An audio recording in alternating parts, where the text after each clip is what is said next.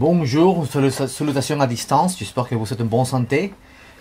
J'espère que vous avez une bonne journée, après-midi ou soirée selon le lieu où vous êtes.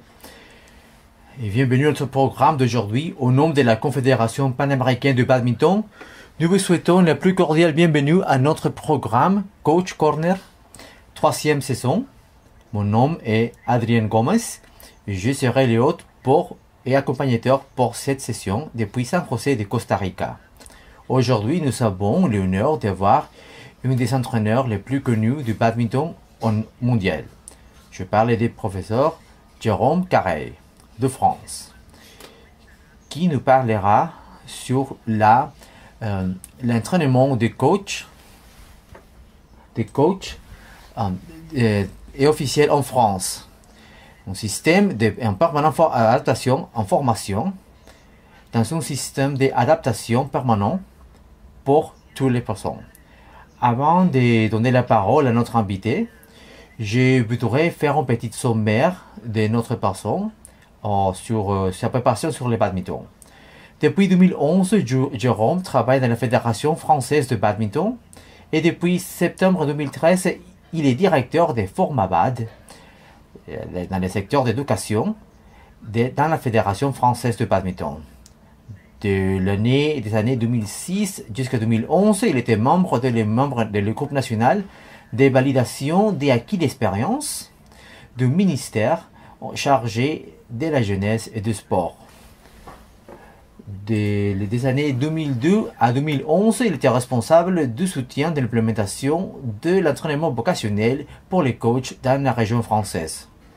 Et bon, sans plus tarder, nous donnons la parole au professeur Jérôme Carré. Professeur, bienvenue et merci de partager vos connaissances avec l'audience et de nous accueillir chez vous en France, en Aquitaine. Bonjour à tous, je vais partager mon écran et démarrer. Pendant que je partage mon écran, je voulais vous dire que c'était un grand honneur pour moi de participer à ce webinaire.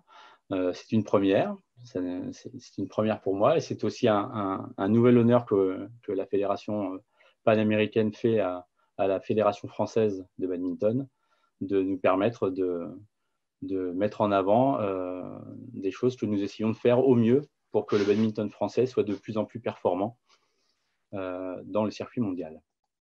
Alors, et voilà. Alors, je vous propose de démarrer ma présentation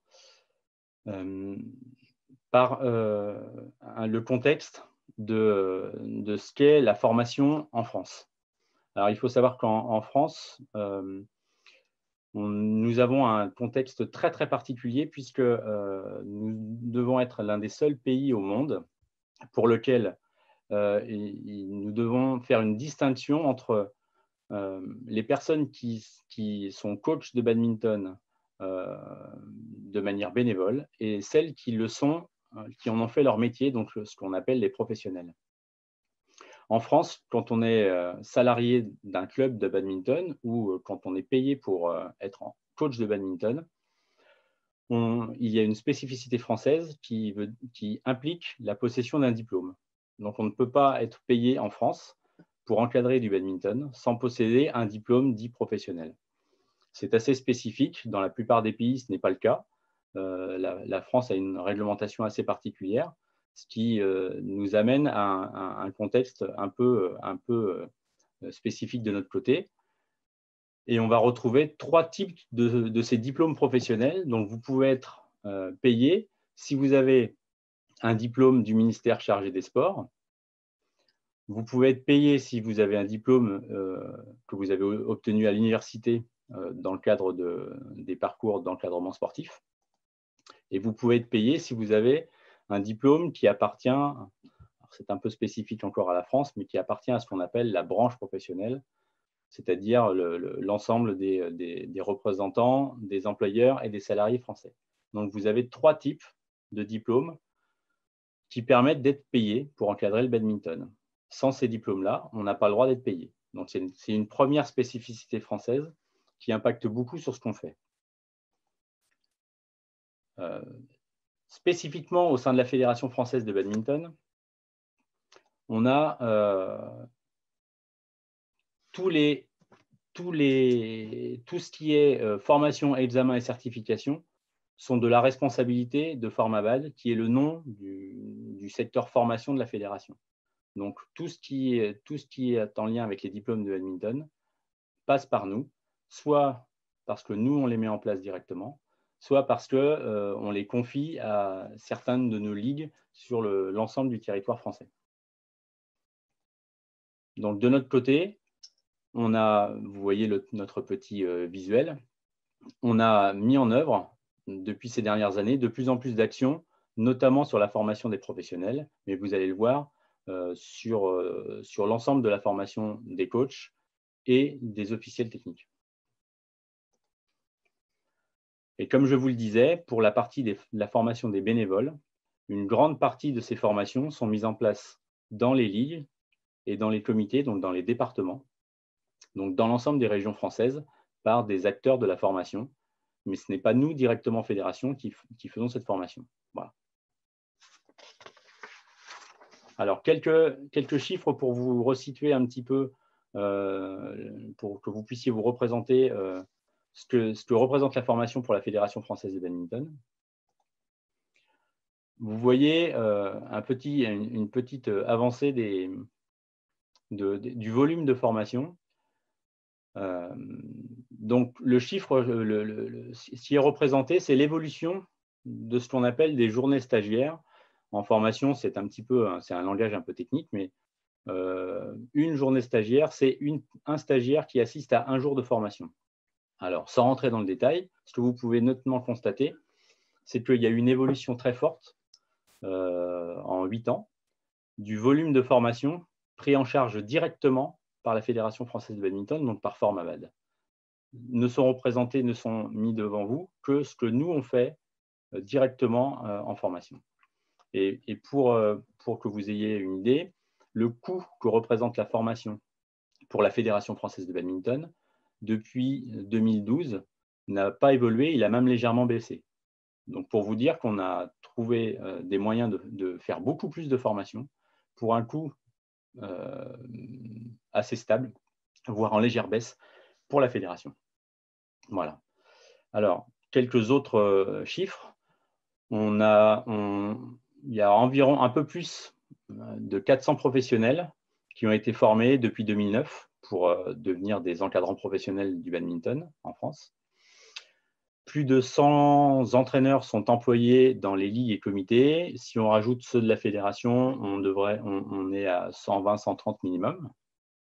Et on a un petit peu de mal à savoir combien sont employés dans les clubs, mais on en a beaucoup plus que 100 qui sont employés dans les clubs français. Et puis, on forme par les ligues, comme je vous le disais tout à l'heure, plus de 1000 entraîneurs bénévoles tous les ans, ainsi que plus de 800 officiels et organisateurs de compétitions chaque année. Voilà, ça vous donne une idée de ce que représente la formation au sein de la Fédération française de badminton. Alors, Formabad, qui, je vous le disais, est le secteur formation de la fédération, se divise en 5 domaines d'intervention, donc que vous allez voir sous les yeux. On fait de la formation pour les coachs, on fait de la formation pour les administrateurs de la fédération, mais aussi des clubs, des ligues et des comités, pour les aider à administrer ces structures-là. On fait de la formation des officiels techniques. On fait de la formation des formateurs, donc les formateurs qui eux-mêmes, dans les ligues et comités, forment les coachs bénévoles. Et puis, on a aussi un certain nombre de formations qui sont interdisciplinaires et qui peuvent toucher tous les acteurs du badminton. Au-delà de ça, mais c'est fortement en lien, donc je ne m'étendrai pas plus, mais je vous présente 2 autres domaines qu'on gère aussi au sein de Formabad, qui sont des domaines qui sont en lien avec l'emploi, avec un observatoire de l'emploi et de la formation qui nous permet d'avoir des données sur l'activité du badminton et de l'encadrement du badminton sur le territoire français.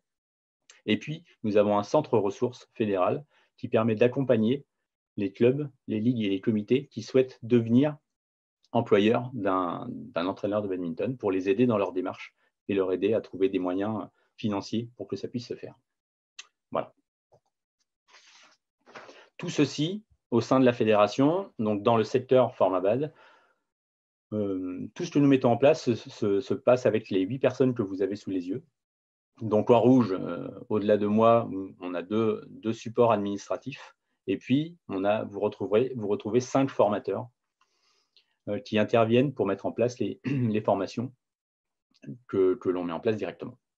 Voilà. Alors, de manière plus spécifique, comment se passe la formation d'entraîneur au sein de la FFBAD? On a deux typologies, comme je vous le disais, les entraîneurs professionnels, donc ceux qui en font leur métier, et les entraîneurs qui sont des entraîneurs bénévoles, qui font ça sur leur temps libre pour aider les clubs. On a aussi développé quelque chose qui est important, et j'y reviendrai plus tard, qui est la formation continue, c'est-à-dire qu'une fois que ces personnes ont été formées soit en tant que professionnels, soit en tant que bénévoles, on leur propose d'autres actions pour qu'ils continuent de se former, ce qui répond en partie à la question de départ, comment être performant. Et l'une des premières réponses, on y reviendra tout à l'heure, c'est d'avoir une formation qui soit permanente et adaptée aux encadrants qui se lancent dans l'encadrement ou qui sont à l'intérieur. Donc, pour être sur la formation professionnelle, alors, je ne reviendrai pas sur ce qui se passe à l'université parce qu'on n'y est pas associé. Par contre, comme je vous le disais tout à l'heure, il y avait une partie des diplômes professionnels qui concernait la branche professionnelle et surtout l'autre, c'est le ministère des Sports. On va retrouver l'ensemble des diplômes professionnels que nous, on met en place au sein de la fédération. Ce sont ces 4 diplômes-là. Donc, les termes sont en français. Je n'ai pas trouvé une traduction très efficace, donc je vous les laisser en français. Mais si on regarde depuis la gauche vers la droite, on a le diplôme le plus bas, qui est un diplôme d'animateur de badminton, donc pour encadrer tous les pratiquants du badminton dans les clubs qui ne souhaitent pas faire de la compétition. Ensuite, on a une préformation au DE-GEPS, puis le DE-GEPS. Le DE-GEPS est un diplôme d'entraîneur, qui est le premier gros niveau de diplôme professionnel pour nous. Et ensuite, vous avez le DES-GEPS, tout au bout à droite, qui est le diplôme d'entraîneur supérieur, qui est le plus haut diplôme d'entraînement professionnel pour ce qui concerne les spécialistes du badminton. Voilà. Donc, au sein de la Fédération française de badminton, avec Formabad, nous mettons en place ces 4 types de diplômes avec succès depuis un certain nombre d'années. Voilà. Alors, il faut bien voir que sur ces 4 diplômes, comme je vous l'avais expliqué, la spécificité française, c'est que pour pouvoir travailler, il y a la nécessité de posséder l'un d'entre eux, mais en plus, chacun ne prépare pas à la même chose. C'est ce qui permet d'avoir un système qui s'adapte pour nous aux différentes caractéristiques et aux différentes spécificités du badminton fédéral pour pouvoir amener de la performance. Comme je vous le disais, le CQP, qui est à gauche, permet à un club de proposer un badminton encadré à tous les pratiquants du club. Le DE-GEPS, lui, qui arrive après, se destine plutôt à encadrer du compétiteur, mais aussi à aider les clubs dans le développement de leurs projets pour être plus pertinents sur ce qu'ils proposent pour leurs adhérents. Et les DES-GEPS, tout à la fin, se destinent à préparer les entraîneurs vers le haut niveau pour pouvoir s'occuper d'une structure permanente d'entraînement, ce dont vous ont déjà parlé Philippe Limousin et Christophe Jean-Jean dans leurs interventions préalables. Comme je vous le disais tout à l'heure, on a aussi des entraîneurs qui sont bénévoles, et pour eux, il y a des diplômes spécifiques. Nous avons créé, et ça c'est la fédération qui l'a créé, nous avons créé un cursus de diplôme spécifique. Alors je vais vous expliquer tout ça. Vous avez sur la gauche le module d'entrée en formation. Donc chaque personne qui veut encadrer de manière bénévole et se lancer dans l'entraînement doit passer par ce petit module de 15 heures. Et ensuite, il choisit soit il a envie d'encadrer des personnes qui font de la compétition, et dans ces cas-là, il suit les diplômes qui sont en orange. Donc, il y a un diplôme de niveau 1, EB1, et un diplôme de niveau 2, EB2, qui se passe après. Soit il se destine à encadrer des non-compétiteurs des clubs, et dans ces cas-là, il suit les diplômes qui sont plutôt juste en dessous, dans la filière animation, avec l'animateur bénévole AB1, et ensuite le bénévole 2, une partie pour les jeunes et une partie pour les adultes. Quand nous avons créé cette filière en 2016, nous avions vraiment en tête le fait de se rapprocher au plus près des attentes des pratiquants pour leur proposer des encadrants bénévoles qui soient formés spécifiquement au public ciblé par les diplômes. Voilà. Et tout en bas, vous voyez un certain nombre de formations continues dont je vous parlais précédemment. Ces formations continues sont assez courtes et permettent à ceux qui ont déjà une formation préalable de se spécialiser pour des publics particuliers. Donc, on va retrouver du para-badminton, on va retrouver des handicaps mentaux et psychiques, qui en France sont distingués. On a aussi un initiateur pour le public pénitentiaire, donc les personnes qui pratiquent le sport en prison. On a un initiateur public senior en club pour les personnes qui commencent à être un peu âgées dans la pratique, mais qui sont toujours en capacité de venir pratiquer dans nos clubs. Et nous avons mis en place plus récemment un initiateur pour les publics seniors en établissement spécialisé, donc pour les personnes qui sont dans des maisons de retraite ou dans des établissements pour personnes âgées qui ne sont plus en capacité d'aller pratiquer dans nos clubs. Voilà. Tous ces initiateurs nous permettent de développer de notre côté une capacité à être le plus adapté possible au public qui pratique le badminton. Comme vous le voyez, en lien avec ce que je vous disais préalablement, les diplômes du dessus, donc pour l'entraînement et pour l'animation, sont mis en place par les ligues sous notre contrôle national, mais ce sont elles qui en ont la charge, alors que nous sommes en charge des formations continues spécifiques au public dont je vous parlais. Dernier élément pour les coachs, la formation continue. Donc, je ne reviens pas sur les diplômes à public spécifique que je vous ai présentés juste avant. Par contre, nous avons comme objectif, il y a deux objectifs à la formation continue, le fait d'être plus performant sur le dispositif de formation. Et pour cela, nous formons des tuteurs et des certificateurs. Ce sont les personnes qui accompagnent un stagiaire dans les formations professionnelles pour être plus performants pendant leur cursus de formation. Et les certificateurs, ce sont les personnes qui leur font passer les examens à la fin pour savoir s'ils ont le diplôme ou non. Et ensuite, nous souhaitons aussi permettre aux coachs qui sont déjà formés d'être plus performants pour les joueurs qu'ils encadrent. Et pour cela, par exemple, nous faisons tous les ans un clinique lors des IFB, donc les internationaux de France de badminton, cette année qui n'ont malheureusement pas pu avoir lieu. Et puis, nous mettons en place des sessions de formation spécifiques pour les coachs de haut niveau et d'accès au niveau de toutes les structures de haut niveau françaises. Voilà. Merci. Alors, pour ce qui concerne les officiels techniques, nous avons 3 types d'officiels techniques pour lesquels nous assurons des formations en France, les arbitres, les juges arbitres et les juges de ligne.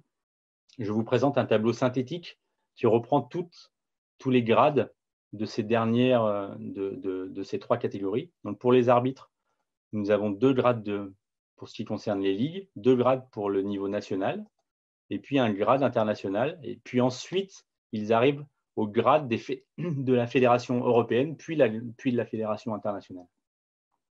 Même principe pour les juges arbitres. Vous retrouvez 2 grades de ligue, 2 grades nationaux et un grade international avant les grades des fédérations européennes et mondiales. Et pour les juges de ligne, il y a un peu moins de grades.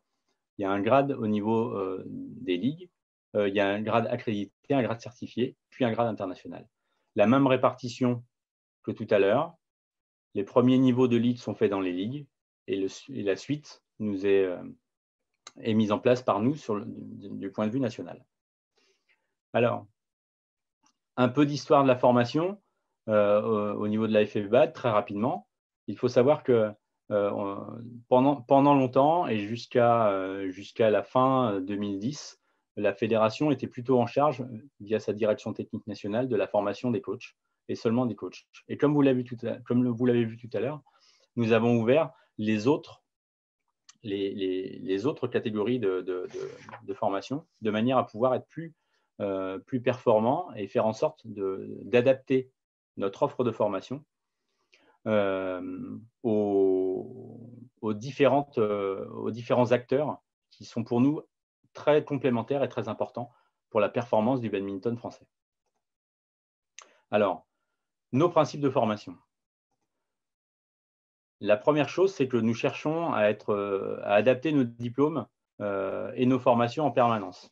Pour cela, nous avons notamment mis en place, et vous l'avez vu un peu plus tôt, une formation des formateurs, de manière à ce que nous soyons en contact direct avec ceux qui forment les entraîneurs bénévoles qui interviennent dans les clubs.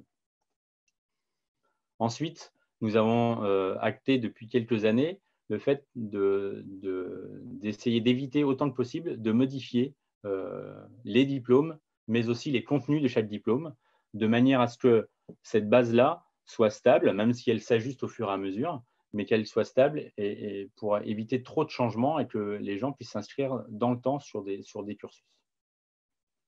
Ensuite, un point très important depuis 2016, nous sommes passés d'une logique de connaissance à une logique de compétence, ce qui veut dire que nous avons inclus de plus en plus l'importance de la mise en pratique par les stagiaires, de manière à ce que non seulement ils aient des connaissances, mais surtout, on travaille avec eux la manière dont ils mettent en place ces connaissances dans leur encadrement.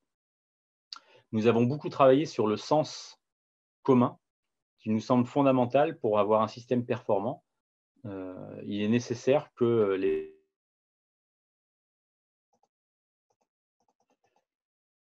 Donc j'en étais là, on est d'accord. Donc je poursuis avec toutes mes excuses, je suis vraiment désolé. Donc pourquoi, après tout ça, la nécessité d'une adaptation permanente de notre point de vue, bien évidemment. Dans un premier temps, parce que le badminton évolue en permanence. Donc, il est impératif qu'un système de formation, pour être performant, suive l'évolution du badminton. C'est impératif. Ensuite, parce que le fait de faire de la formation continue est aussi essentiel à la performance, puisque c'est par la formation continue que des entraîneurs qui ont déjà été formés peuvent continuer de se former. On ne peut pas se contenter juste d'aller voir des matchs, ce qui est déjà très bien, ou d'aller sur des compétitions, mais il faut aussi être en capacité de se former régulièrement tout au long de sa vie. C'est la formation continue qui permet de faire ça. Mais aussi parce que les objectifs de notre fédération, eux aussi, changent. Comme toute fédération olympique, et la nôtre n'est pas différente des autres. Il y a des élections avec des administrateurs qui changent. Là, la Fédération française de badminton va avoir des changements d'administrateurs d'ici quelques semaines. Ça peut aussi amener des objectifs qui changent au sein de la fédération. Ça peut amener donc des impacts sur le système, sur ce que la fédération voudra faire, et que la formation est le meilleur moyen d'accompagner ces changements. Et aussi parce que dans un environnement complexe, pour la performance est toujours au cœur d'un environnement très complexe, il nous a semblé nécessaire de travailler ce que je vous ai expliqué tout à l'heure, être le sens commun, à savoir, on peut aller à un même endroit de plusieurs façons. L'essentiel, c'est qu'on essaye de tous aller au même endroit. Et donc, on va travailler dans un premier temps l'endroit où on veut aller, donc les objectifs qu'on se donne. Et ensuite, on va travailler sur toutes les possibilités d'y aller de manière à s'adapter aux différentes typologies de joueurs et aux différents contextes possibles. C'est ce qui nous permet d'avoir une performance dans la formation. Enfin, hop là, excusez-moi.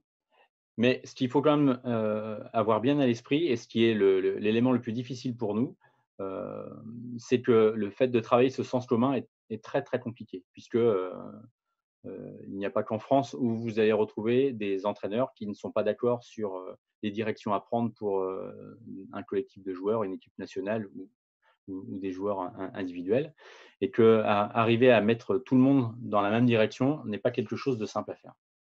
La formation y contribue, mais la formation n'est pas magique non plus. Alors, on utilise un certain nombre de supports ou d'outils qui nous permettent cette adaptation et qui nous permettent d'accompagner cette adaptation. Le premier outil, est un outil d'analyse du travail, des concepts d'analyse du travail et des outils d'analyse du travail que j'ai développés, en étant formé moi-même à ces outils-là, avant d'arriver à la fédération et qui permettent d'avoir, cette direction commune, ces concepts communs dans tout ce qu'on essaye d'amener, dans nos formations. Voilà. Ces concepts d'analyse du travail ont notamment mis en avant la nécessité impérative de construire, des entraîneurs à partir de leur mise en pratique et pas seulement à partir de connaissances théoriques qu'on leur donne et donc de maîtriser cette mise en pratique. Ensuite, il est important, de de travailler régulièrement sur les compétences, et de faire évoluer les compétences qui sont attendues ou les objectifs de notre système.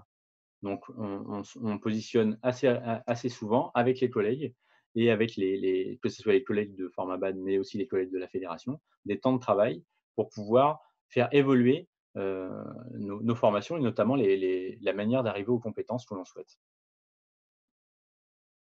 Ensuite, on a mis comme impératif le fait d'utiliser le plus possible la mise en situation, à savoir ce que les coachs font quand ils sont dans leur club ou dans leur structure d'entraînement, nationale. Parce que ce n'est que quand ils sont en train de mettre en place l'encadrement dans leur club ou quand un officiel technique arbitre ou juge arbitre qu'il est face à la réalité de ce qu'on lui demande de faire. Et c'est là que se situe le vrai cœur de la formation et de notre action. Ensuite, la formation continue, comme je vous le disais, qui est un élément fondamental. Et enfin, et ça c'est très récent, la production de supports écrits. Donc, pour ce qui concerne la fédération, nous avons rédigé un livret du formateur. Donc, pour tous les formateurs qui se destinent à former les entraîneurs bénévoles, on a fait donc un livret du formateur qui présente l'ensemble des consignes, conseils et concepts que l'on développe pour que tout le monde travaille ce sens commun. Et ensuite, nous avons sorti une collection d'ouvrages chez un éditeur d'ouvrages français qui s'appelle Amphora. Le premier ouvrage, c'est un ouvrage sur la préparation physique, donc une méthode, alors vous ne voyez peut-être pas, mais c'est une méthode pratique pour les jeunes de 9 à 19 ans. Ensuite, un deuxième ouvrage va sortir pour la formation à l'entraîneur, donc pour intitulé Devenir un meilleur entraîneur, qui présente une méthode pour accompagner la formation d'un entraîneur. Et il y a un troisième livre qui va sortir d'ici un mois, qui reprend les mots d'un entraîneur. Donc, il y a une centaine de mots qui sont définis et on en donne un certain nombre de définitions et d'échanges pour savoir quoi en faire et qui sont des mots qui sont utilisés par la plupart des entraîneurs. Voilà. Donc ça, c'est assez nouveau et c'est quelque chose qui est important pour nous. Alors, en conclusion de mon intervention, comme vous l'avez peut-être compris, le contexte de la formation française est très complexe, avec de nombreux acteurs qui font que n'importe qui arrive en France ne peut pas travailler pour encadrer le badminton, comme je vous le disais, et qu'il faut pouvoir s'adapter à tous ces impératifs de tous ces acteurs. Ensuite, la fédération a bien mis en avant l'importance de la formation et c'est pour ça qu'on est quand même un secteur assez important en termes. On est 8, ce qui commence à être un bon secteur pour la fédération. Et puis, comme vous l'avez vu en introduction, on a fortement augmenté le volume de formation que l'on dispensait. Il est fondamental de viser des compétences parce que ce sont les seules qui sont en lien avec la mise en pratique. et que ce qui nous intéresse, nous, c'est ce que les gens font sur le terrain et pas juste ce qu'on leur a expliqué qu'il fallait faire. Et puis, le fait de travailler un sens commun est fondamental de notre point de vue pour un système performant. Ça ne garantit pas qu'il soit performant. Par contre, là, de mon point de vue, sans sens commun, on ne peut absolument pas avoir de performance collective. Voilà. Alors pour cela, on a investi beaucoup de temps et de concepts pour produire un système qui essaye de s'adapter et d'être performant. Et bien évidemment, avant que vous ne posiez des questions, si on a encore un peu de temps, a priori on en a, je vous dis que n'hésitez pas à me contacter. Donc vous avez mon mail pour me poser des questions, et la Fédération française de badminton et Formabad en particulier, on serait heureux de partager du temps complémentaire sur des échanges ou de mettre à disposition notre expérience pour aller vers ceux qui souhaiteraient construire un propre système de formation, puisqu'il est toujours plus performant de disposer de son système de formation que d'utiliser un système de formation générique de notre point de vue. C'est aussi pour ça on a construit tout ce système de formation. Voilà. Merci à vous et encore désolé pour ce problème technique.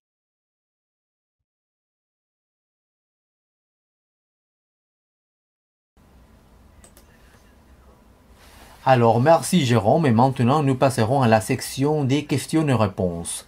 Alors, si vous avez une question, s'il vous plaît, n'hésitez pas à l'écrire dans le chat box. Alors, Jérôme, pendant ta petite pause involontaire, nous étions en train de parler, de faire une petite discussion dans la salle. Il y en a pas mal de choses qui nous avons regardé selon à propos du système que vous avez en France. Et pour le développement de chez nous du badminton, pour nous c'est très important la formation des bons entraîneurs. Mais ce qui nous a attiré l'attention, c'est que c'est la partie du marché du travail ou d'opportunités de travail pour les entraîneurs et les coachs. Si tu nous pourrais parler de comment est-ce que ça marche chez vous. Alors, chez nous, comme je vous le disais, n'importe qui ne peut pas travailler pour le badminton, enfin pour encadrer le badminton. En dehors de ça, oui, mais si vous voulez être entraîneur de badminton, il faut posséder un diplôme, c'est impératif. Sinon, c'est du travail illégal, on n'a pas le droit. Donc, ce qui nous impose pas mal de contraintes, parce que ça veut dire que un coach étranger, par exemple, ça nous arrive régulièrement, vient en France à la base, il n'a pas les diplômes français, et donc s'il n'a pas les diplômes français, il n'a pas le droit de travailler en France. Donc c'est quelque chose qui est un peu particulier. Donc on a des procédures pour essayer de reconnaître des choses, mais c'est assez difficile. Mais le marché du travail en France, dans le badminton, en dehors de cette spécificité des diplômes, est plutôt intéressant parce qu'actuellement, il y a plus de clubs qui cherchent un entraîneur à salarié que d'entraîneurs disponibles sur le marché. Voilà. Donc, il y a du travail pour les entraîneurs en France, les entraîneurs qualifiés avec les qualifications françaises.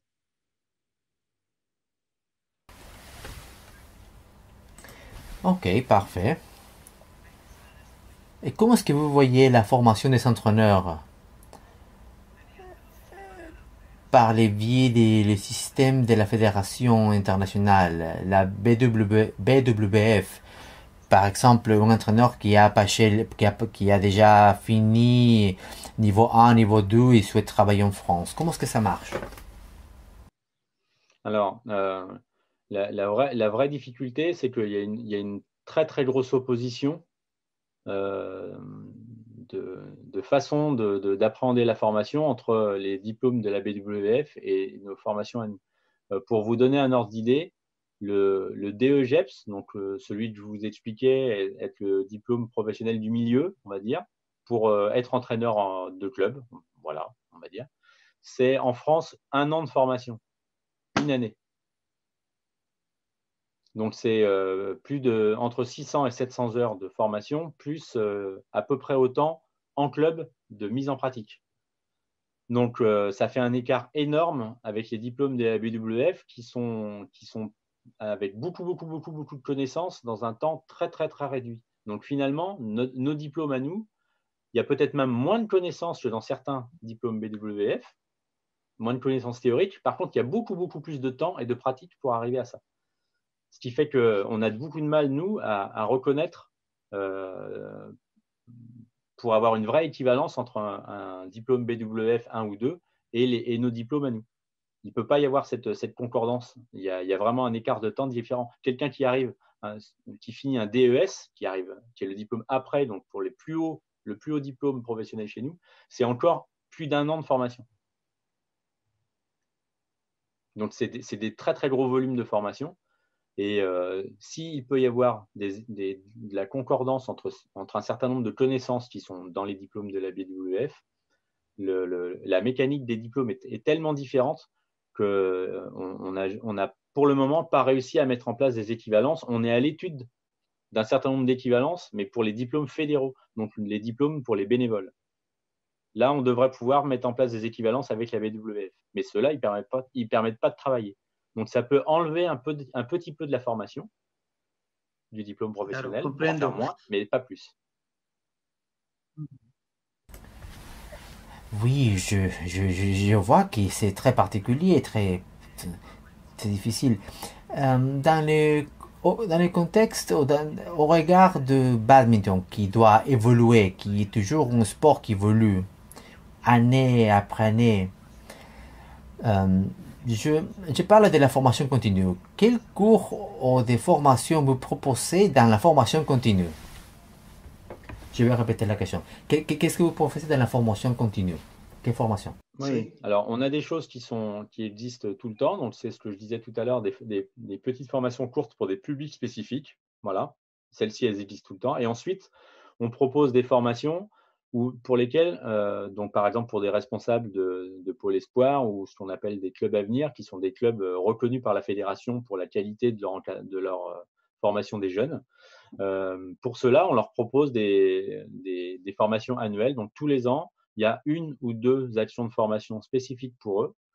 Et on fait évoluer les thématiques tous les ans, de manière à ce qu'on colle à l'activité repérée, par exemple, par nos responsables du haut niveau en France. Si, je vous donne un exemple, si on perçoit que pour les jeunes, on a une difficulté dans la formation, par exemple, du double, on considère que c'est un peu faible sur le double, eh bien, on va proposer, nous, de la formation continue qui permettra de réunir les entraîneurs autour du double, justement pour perfectionner ce qui va se passer après auprès de nos joueurs. Donc, on change tous les ans, les thèmes changent en fait.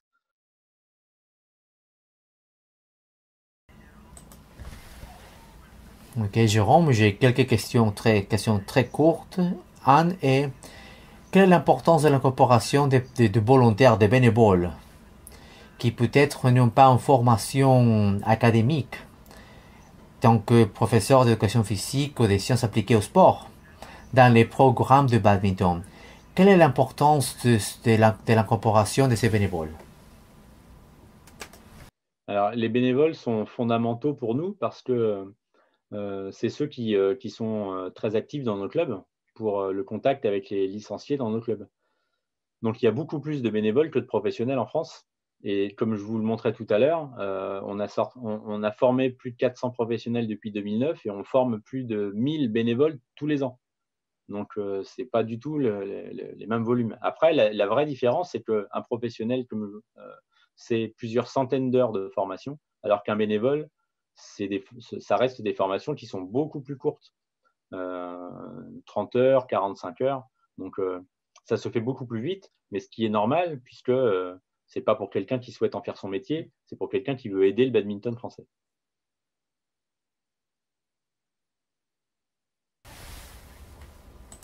Parfait. Jérôme, alors dans le même contexte, la même ligne de pensée, dans plusieurs pays, la recherche pour les lignes de performance pour les entraîneurs et les joueurs, ça serait l'objectif principal qui doit être ciblé, n'est-ce pas?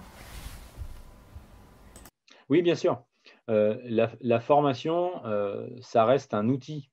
C'est pas une fin en soi. On forme pas pour former, on forme pour aider nos joueurs à être les plus performants. Donc la formation, c'est un intermédiaire pour rendre le système plus performant. C'est un moyen de rendre le système plus performant. Donc la formation n'existe que parce qu'il y a des entraîneurs qui ont envie de gagner des médailles et qu'il y a des joueurs qui ont eux aussi envie d'aller gagner ces médailles. Et nous, on est là pour aider les joueurs en leur offrant des entraîneurs de plus en plus performants, en espérant au fur et à mesure aller gagner des médailles de plus en plus souvent sur les compétitions internationales, notamment les Jeux Olympiques à Paris. Excellent, excellent. Nous espérons être aussi à Paris. Alors j'ai quelques questions de notre audience qui nous pose la question si est-ce que la littérature que vous avez montrée, est-ce qu'ils sont disponibles pour téléchargement? Alors, les ouvrages qu'on a sont la préparation physique. Donc les deux ouvrages sont des ouvrages, c'est des livres qui sont sortis chez un éditeur, donc ils sont au format d'un livre qu'on achète. Par contre, sur le site internet de la fédération, on va retrouver un certain nombre de choses qui sont téléchargeables, qui concernent notamment des travaux sur la préparation, sur les ce que je vous disais, le vocabulaire commun, donc les orientations techniques de la fédération et tout ça, c'est des choses qui sont téléchargeables. Par contre, ça ne reste que en français. Pour l'instant, on n'a rien traduit. Donc voilà. Et le livret du formateur dont je parlais précédemment, c'est quelque chose qui est aussi en accès libre. Donc, si ça vous intéresse, mais alors là, pareil, je ne l'ai qu'en français, ça n'a jamais été traduit non plus, mais c'est quelque chose qu'on peut mettre à votre disposition pour ceux qui le souhaiteraient. Vous m'envoyez un mail et je peux vous envoyer notre version PDF du livret du formateur FFBAD.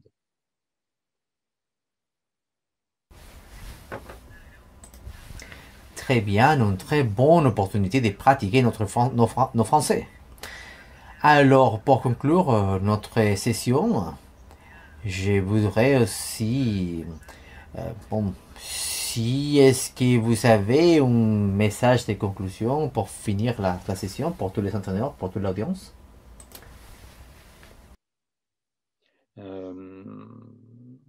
Alors, profitez le plus possible des opportunités de formation que vous pourrez avoir. Autant que vous pourrez essayer de construire un système de formation qui correspond à votre environnement. Je pense vraiment que c'est fondamental de construire son propre système de formation dès qu'on en a l'occasion. C'est ce qui permet d'être le plus adapté possible à ses contextes et à ses objectifs.